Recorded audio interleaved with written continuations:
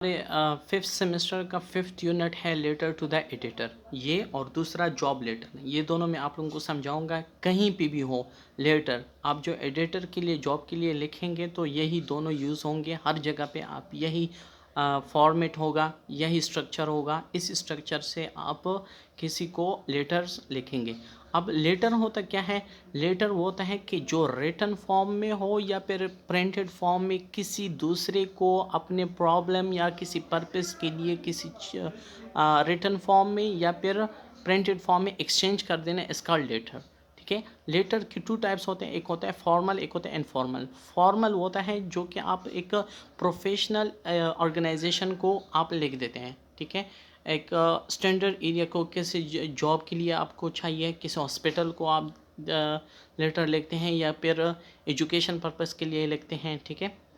ये होता है फॉर्मल। इनफॉर्मल वो होता है जो आप किसी अपने फैमिली को या अपने दोस्त को लिखते हैं। ठीक है। उसमें कोई ग्रामेटिकल वगैरह कोई चीज़ नहीं देखते और लिख देते हैं। लेकिन आप किसी भी पर्पस के लिए किसी एडिटर को, इंस्टीट्यूट को, ऑर्गेनाइजेशन को लिखते हैं तो वो फॉर्मल होना चाहिए। इसमें मैं वो चीज़ एक्सप्लेन करूँगा जो एमसीक्यूज़ में आ सकते हैं। आप लोग इतने एबल हो जाएंगे कि आप ख़ुद लेटर्स लिख सकेंगे। ठीक है। पीपीटी वगैरह देखने की कोई ज़रूरत नहीं पड़ेगी अगर आप लोगों ने ये गौर से सुन लिया। ठीक है। अब लेटर का पता चला। एडिटर क्या है? एडिटर वो होता है जो एडिट कर रहा होता है, न्यूज़पेपर लिख रहा होता है। न्यूज़पेपर मैन भी उसको बोल सकते हैं, न्यूज़पेपर वोमेन भी बोल सकते हैं, जर्नलिस्ट भी इसको बोल सकते हैं, या फिर प्रूफ रीडर भी उसको बोल सकते हैं। ठीक है। ये इसके सोनेनियम्स हैं। अब कंटेंट फॉर्मेट होता है। लेटर में क्या क्या चीज़ें होती हैं? फॉर्मेट होता है, पर्पस होता है, कंटेंट होता है।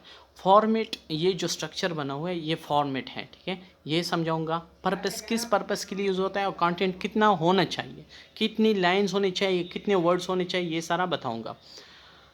ठीक है। और लेटर टू द एडिटर या कोई भी लेटर आप लिखेंगे तो वो होते हैं 120 से लेकर 150 वर्ड्स। ठीक है।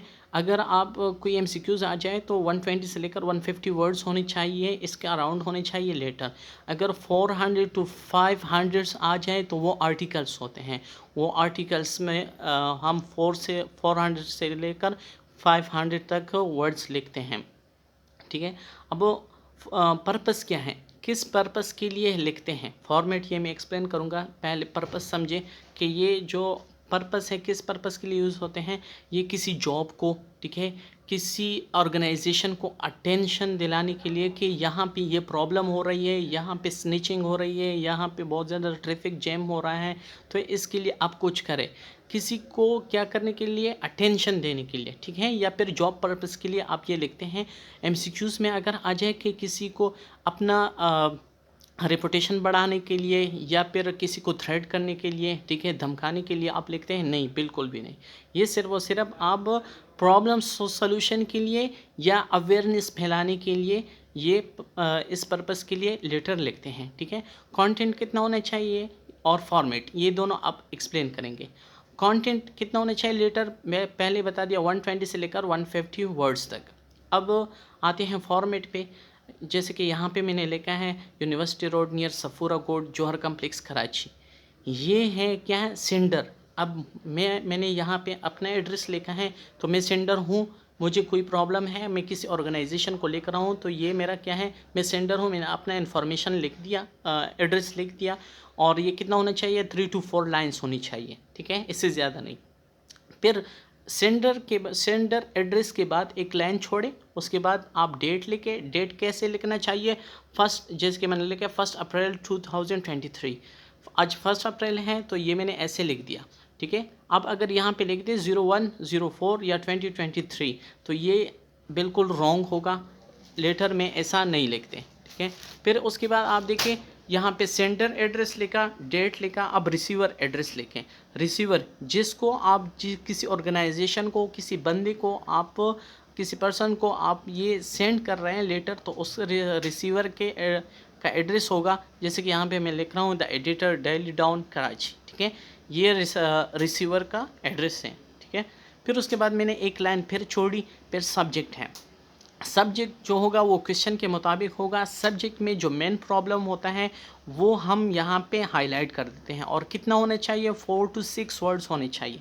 फिर आते हैं सल्यूटेशन। सल्यूटेशन मीन्स कि ग्रीटिंग, सलाम करना एट्सेट्रा, जैसे कि dear sir, dear ma'am etcetera, इस तरह लिख देते हैं। ठीक है, हर एक में आपने लाइन छोड़नी है। सेंडर एड्रेस लिखा, लाइन छोड़ा, डेट लिखी, लाइन छोड़ा, फिर रिसीवर एड्रेस लिखा, फिर लाइन छोड़ा, फिर सब्जेक्ट, फिर लाइन छोड़ा, फिर सल्यूटेशन, फिर लाइन छोड़ा। अब आते हैं नीचे पे, ये क्या है, ये हमारा इंट्रोडक्टिव पैराग्राफ है। Through the column of your esteemed newspaper. Esteem का मतलब ये है कि मुअज़्ज़िज़, आपके मुअज़्ज़िज़ अखबार के कॉलम के मुताबिक, I would like to draw your attention of concern authority towards subject. Subject का मतलब यहाँ पे जो प्रॉब्लम है उस पे हम कंसर्न अथॉरिटीज़ की अटेंशन लेना चाहते हैं। ठीक है, कि वो इस पे अटेंशन ले, इससे अवेयरनेस हो, इससे बाखबर हो कि क्या प्रॉब्लम हो रही है। ठीक है, अब हर एक लेटर में आप ये लिख सकते हैं। ठीक है, और उसके बाद फिर बॉडी पैराग्राफ होता है। बॉडी पैराग्राफ को दूसरा नाम मेन कंटेंट भी लिख सकते हैं। और बॉडी पैराग्राफ में आपको जो प्रॉब्लम हो रही है, फॉर एग्जांपल यहाँ पे क्या है, बहुत ज़्यादा ट्रैफिक है, तो मैं ट्रैफिक के हवाले से कहूँगा कि यहाँ पे बहुत ज़्यादा ट्रैफिक होता है, तो ट्रैफिक की वजह से स्नैचिंग होती है, टाइम वेस्ट हो जाता है, और जॉब प्लेस पे मैं टाइम पे नहीं पहुँच पाता। यहाँ पे इस तरह लिख सकते हैं बॉडी पैराग्राफ में। और कितना होने चाहिए, 2 पैराग्राफ होनी चाहिए या 3 पैराग्राफ होने चाहिए, या 1 भी लिख सकते हैं, इसमें कोई वो नहीं है। ठीक है, लेकिन ज़्यादा ना हो, 3 से ज़्यादा ना हो। ठीक है, ये होता है क्या, कंटेंट। अब नीचे आ जाए, फिर एंडिंग पैराग्राफ होता है। एंडिंग पैराग्राफ में I will be good if you publish this in your newspaper and the concerned authorities will see the gravity of this matter and some measure will be adopted to dash problem। ठीक है, तो ये बहुत अच्छा होगा अगर आप इसको, ये प्रॉब्लम को न्यूज़पेपर में पब्लिश कर दें, और जो अथॉरिटीज़ हैं वो इस मैटर को ग्रेविटी का मतलब है कि डीपली देख लें, और इसको मेजर कर सकें, और इसको देख सकें, और इसको सॉल्व कर सकें। ठीक है, तो कौन से प्रॉब्लम, जैसे कि मैंने यहाँ पे बात की कि ट्रैफिक जैम, ये हमारे पास क्या होता है, एंडिंग पैराग्राफ होते हैं। और एंडिंग पैराग्राफ में आप कोई सजेशन भी दे सकते हैं। फिर उसके बाद आता है लाइन छोड़े, थैंक यू लिख दें, और उसके बाद यूर फेथफुली, यूर सेंसरली, ये लिख सकते हैं, और लास्ट में अपना नेम लिख दें। ये होता है letter to the editor. Easily समझें। ठीक है, फॉर्मेट भी बता दिया कि ये फॉर्मेट होता है, कंटेंट भी बता दिया कि 3 to 4 लाइन सेंटेंस में होते हैं। ठीक है, आपने इसमें कोई ऐसे डेट नहीं लिखनी जिसमें डिजिट हो, जैसे कि 01/04/2023, नहीं, आपने मंथ का नाम लिख देना है लाजमी। ठीक है, रिसीवर एड्रेस इस तरह लिखते हैं। फिर कंटेंट बता दिया कि 4 to 6 वर्ड्स होने चाहिए, सल्यूटेशन वगैरह। अब इंट्रोडक्टिव पैराग्राफ में क्या होता है, बॉडी पैराग्राफ कितने पैराग्राफ में होने चाहिए। ठीक है, एंडिंग में क्या क्या ले सकते हैं, तो कंटेंट भी बता दिया, फॉर्मेट भी बता दिया, पर्पस भी बता दिए। ठीक है, अब job letter, job letter same वही होता है, बिल्कुल उसी तरीके से होता है, कुछ थोड़ा सा चेंज होता है इसमें।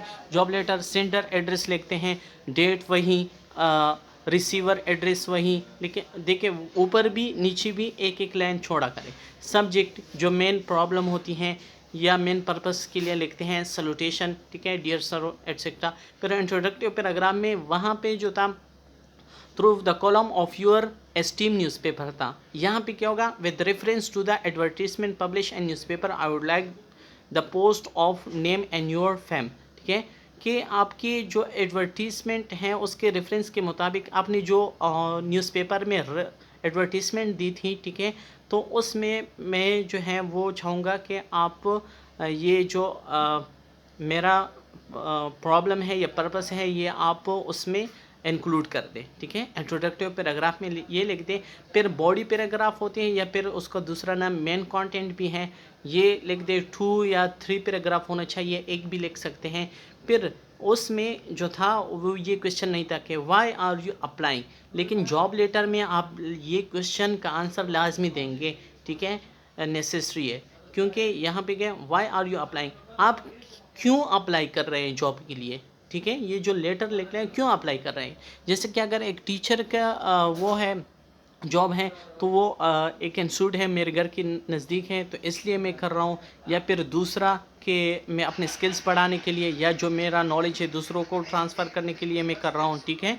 फिर उसके बाद एनक्लोज हेयर, लास्ट में क्या होगा, लास्ट में एनक्लोज हेयर विद कसिम, enclosed here are my testimonials for your reference, looking forward positive intimation for your side। ठीक है, कि यहाँ पे मैंने जितने भी मेरे डॉक्यूमेंट्स वगैरह थे वो मैंने अटैच कर दिया, और आपका मैं पॉजिटिव इंटीमेशन लेना चाहूँगा आपकी साइड से, ठीक है।